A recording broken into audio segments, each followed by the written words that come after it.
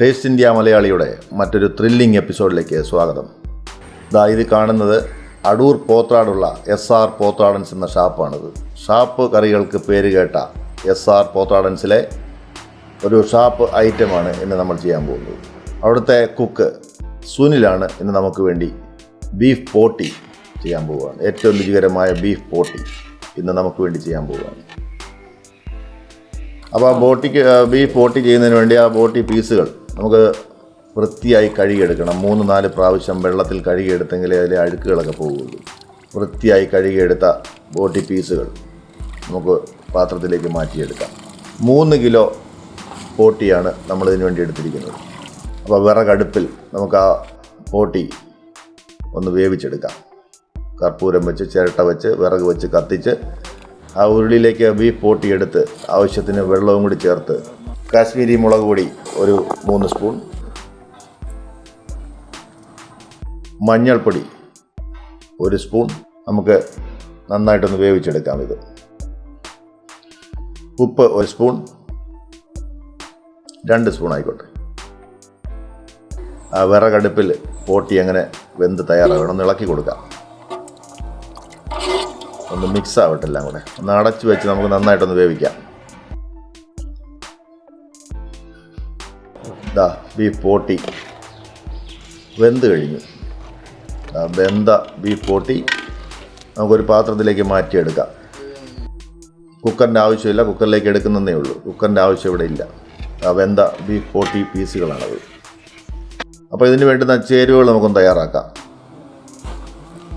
നല്ല സുന്ദരൻ 10 സവോള കുട്ടന്മാരെ ഒന്ന് അരിഞ്ഞെടുക്കാം.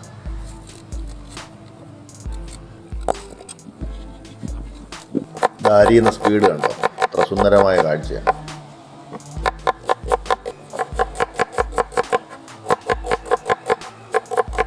ഒരു 15 വറ്റൽ മുളക് അതിൻ്റെ ഞെടുപ്പ് കളഞ്ഞ് 3 പീസാക്കി ഒന്ന് അതും മാറ്റിയെടുക്കുക. 2 തണ്ട് കറിവേപ്പില അതും മാറ്റിയെടുക്കുക. 1 മുറി തേങ്ങ പൂളിയെടുത്ത് ചെറിയ കഷ്ണങ്ങളാക്കി അത് കട്ട് ചെയ്ത് മാറ്റാം. നല്ല ഇഞ്ചി ഒരു 3 പീസ് അതിൻ്റെ ആ തൊലിയൊക്കെ കളഞ്ഞ് മാറ്റിയെടുത്ത് അവിടെ വയ്ക്കാം. വെളുത്തുള്ളി നല്ല 2 വെളുത്തുള്ളി. അപ്പോൾ ആ ഇഞ്ചി ഒന്ന് ചെറിയ പീസുകളാക്കി അരിഞ്ഞെടുത്ത് നമുക്കൊന്ന് ഇടിച്ച് ചതച്ചെടുക്കാം. ആ ഇഞ്ചി പീസുകളെ ഒന്ന് ഇടിച്ച് ചതച്ചെടുക്കണം. ആ ചതച്ച ഇഞ്ചി പീസ് നമുക്ക് ഇങ്ങോട്ട് മാറ്റി വെക്കാം.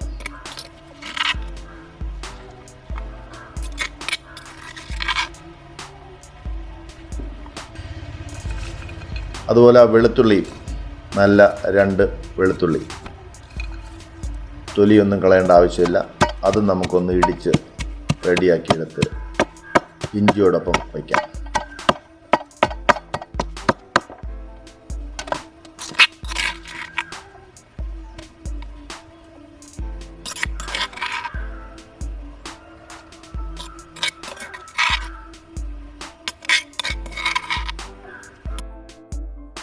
ഓട്ടുരുളിയിലാണ് നമ്മൾ ഈ ബീഫ് പോട്ടി തയ്യാർ ചെയ്യാൻ പോകുന്നത്. ഒരു 100 വർഷം പഴക്കമുള്ള ഓട്ടുരുളി, നാടൻ ഓട്ടുരുളിയിലാണ് നമ്മൾ ബീഫ് പോട്ടി തയ്യാർ ചെയ്യാൻ പോകുന്നത്.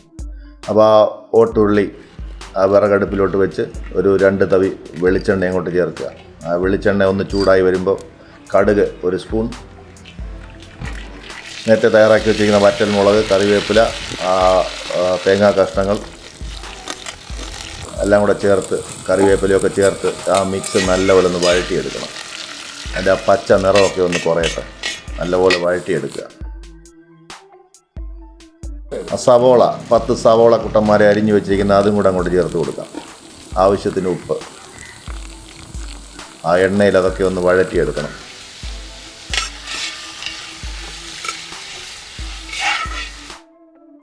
നേരത്തെ തയ്യാർ ചെയ്ത് വെച്ചിരിക്കുന്ന വെളുത്തുള്ളി, ഇഞ്ചി ചതച്ചത് അതും കൂടി ചേർത്ത് കൊടുക്കുക. ഒന്ന് വഴറ്റിയെടുക്കുക. എല്ലാം കൂടെ നന്നായിട്ടൊന്ന് വഴറ്റിയെടുക്കുക. നല്ല ഫ്ലെയിം വേണം.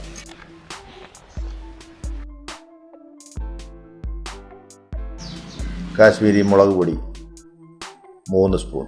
3 സ്പൂൺ കാശ്മീരി മുളക് പൊടി ചേർത്ത് വീണ്ടും മിക്സ് ചെയ്യുക. മീറ്റ് മസാല ഒരു 3 സ്പൂൺ.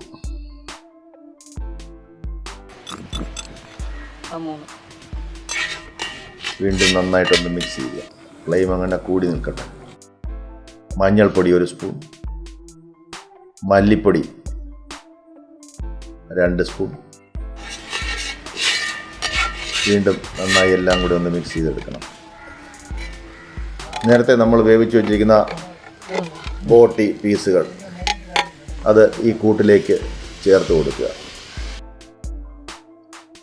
ആ ബീഫ് ബോട്ടി പീസുകളാണ് ഇപ്പോൾ നമ്മൾ അതിലേക്ക് ചേർത്തിരിക്കുന്നത്. ഓട്ടുരുളിയിൽ ബീഫ് ബോട്ടി ഫ്രൈ ആണ് നമ്മൾ ചെയ്യാൻ പോകുന്നത്. ഇതാ 1 സ്പൂൺ ഉപ്പ്, കുരുമുളക് പൊടി ഒരു 5 സ്പൂൺ. വീണ്ടും ഒന്നുകൂടെ ഒന്ന് ഇളക്കി കൊടുക്കുക. ആ കുരുമുളക് പൊടി ഉപ്പും എല്ലാ ഭാഗത്തേക്കും ചെല്ലട്ടെ. ഗരം മസാല ഒരു 2 സ്പൂൺ. ഒന്നുകൂടി ഒന്ന് വീണ്ടും ഇളക്കുക. അവസാന ചേരുവയായ വെളിച്ചെണ്ണയാണ് ഇപ്പോൾ നമ്മൾ ഒരു തവി ചേർത്തിരിക്കുന്നത്. ചേരുവകളെല്ലാം പൂർത്തിയായി. രുചികരമായ ബീഫ് ബോട്ടി ഇപ്പോൾ തയ്യാറായിരിക്കുകയാണ്. ആ ബീഫ് ബോട്ടിയുടെ മണം അടിച്ചപ്പോൾ തന്നെ ടേസ്റ്റ് ഇന്ത്യ മലയാളി ടീം തയ്യാറായി കഴിഞ്ഞു. ബീഫ് ബോട്ടിയും ഷാപ്പിലെ പാട്ടും. എന്നും വരും വഴി വക്കിൽ അവളെന്നോടൊന്നുമിണ്ടാ, എന്നും വരും വഴി വക്കിൽ അവളെന്നോടൊന്നുമിണ്ടാ. ഇന്നേ പോയി മറഞ്ഞോ ഇനി എന്നും വഴിയോരം കണ്ണും തട്ടിപ്പോയി എന്നിൽ വരുന്നില്ലേ.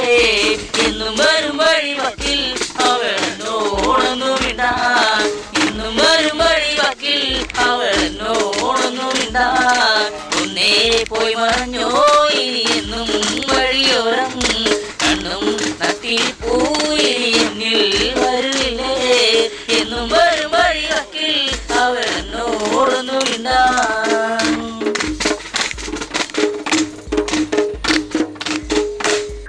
എല്ലാവരും സബ്സ്ക്രൈബ് ചെയ്യണം, ഷെയർ ചെയ്യണം, ലൈക്ക് ചെയ്യണം. അപ്പം മറക്കണ്ട, നമ്മുടെ ചാനലിൻ്റെ പേര് ടേസ്റ്റ് ഇന്ത്യ മലയാളി.